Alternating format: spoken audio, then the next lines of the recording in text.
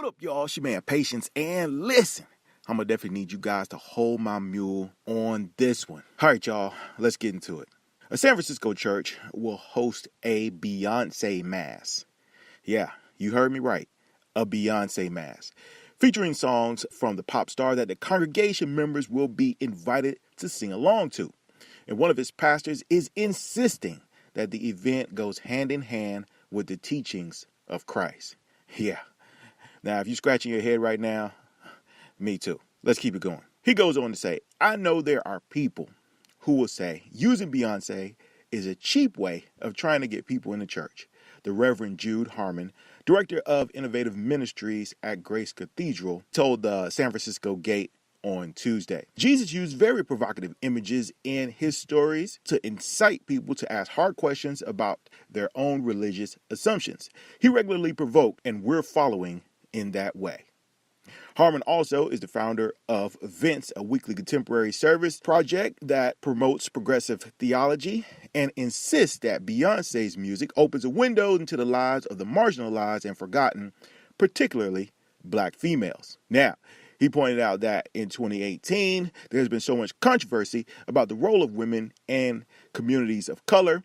We felt a need to lift up the voices that the church has traditionally suppressed. Now, he says this. He says the beauty of Beyonce's music is that she explores themes in an idiom that is accessible to everyone. And we can use it to be a conversation starter. That's what it's designed to be.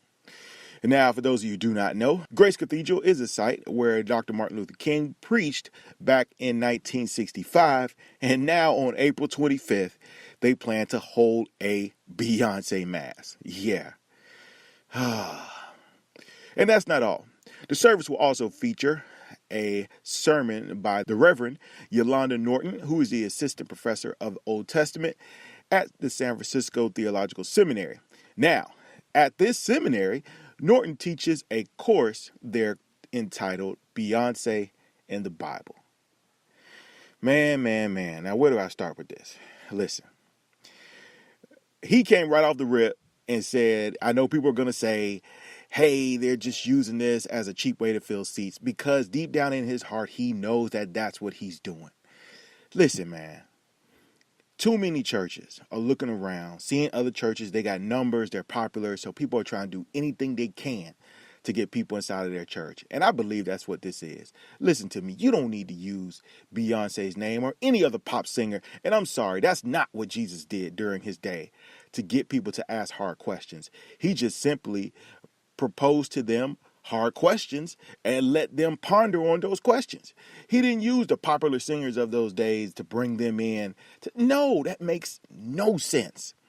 So listen, what people need to do, follow the two greatest commands, which says love God, love his people, and leave the results to God. Stop worrying about how you're going to fill up the seats. If you continue to be faithful to God, he will do it. I think that's the problem. Too many people worry about how can we do it instead of trusting and leaving that to God. Now listen, I ain't got no problem with Beyonce. She didn't ask for this mass to be done with her song, so I ain't got no issue with her. I got an issue with this church though. Y'all need to do better. The Bible says, and it makes it clear, there's only one name under heaven by which men can be saved, and that's Jesus, not Beyonce.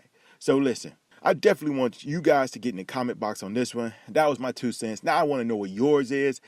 Hit me up. What do you guys think about this church holding a Beyonce Mass? Are you guys for it?